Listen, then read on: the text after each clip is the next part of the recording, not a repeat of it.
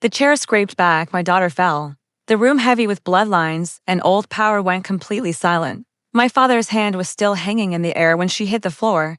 9 years old. Small enough that the air left her lungs. Without a sound, her head didn't bounce. That's the mercy I remember most. That seat is for my real grandchild, he said, loud enough to turn cruelty into law. Get out. I didn't run to her. I didn't scream. I didn't cry. I looked straight at him and said for words, pack your things now. My mother's wine glass slid from her fingers. Red spread across the white tablecloth like a warning everyone ignored until it was too late. My father went pale not because he understood what he'd done, but because he felt something shift under him.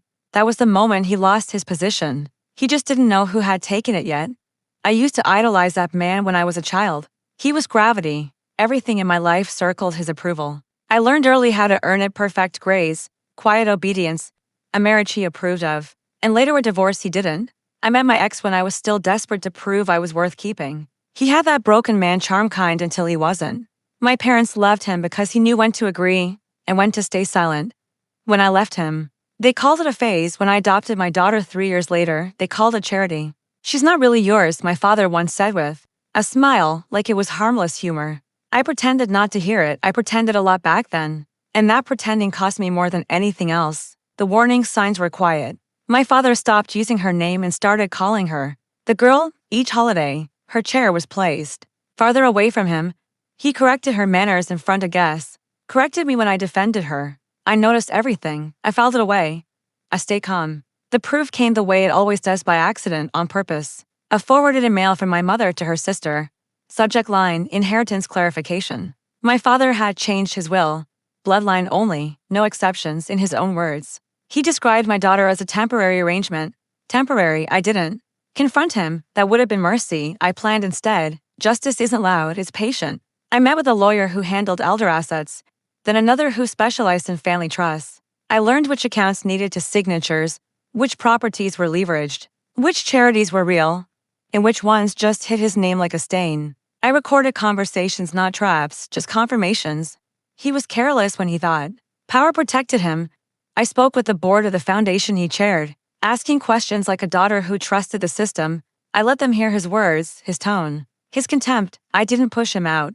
I removed the ground beneath his feet. Christmas was only the timing. When he shoved her, he didn't see a child.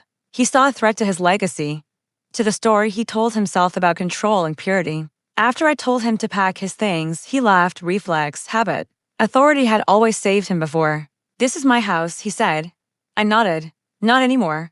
Then I lifted my phone and pressed play. His voice filled the room, calm, cold, recorded weeks earlier, talking about cutting me off, eliminating non-blood liabilities, and how love was wasted on children who didn't carry his name. My mother collapsed into her chair. My brother stared at the table like it had just betrayed him too. Then the door opened. Not the police force. The chair of his foundation, the trustee of the family trust, and my attorney, smiling like a man who'd already done his job. My father tried to speak. No one listened. He learned who had taken his place in pieces. First, the foundation vote unanimous, effective immediately. His name removed before dessert. Then the trust clauses kicked in, triggered by his recorded intent and discriminatory language. Assets frozen pending review. My name moved from secondary to primary executive, then the house.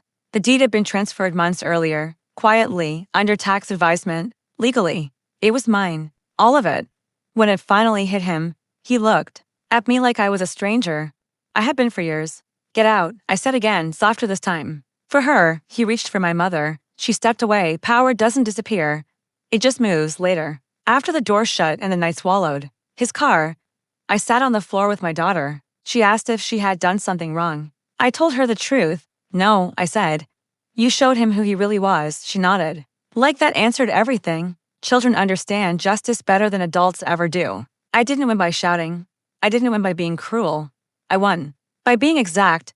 People think revenge is about striking back. It isn't. It's about removing the hand that thought it could shove your child to the floor and still sit on the throne. He taught me how power works. I just learned how to take it away.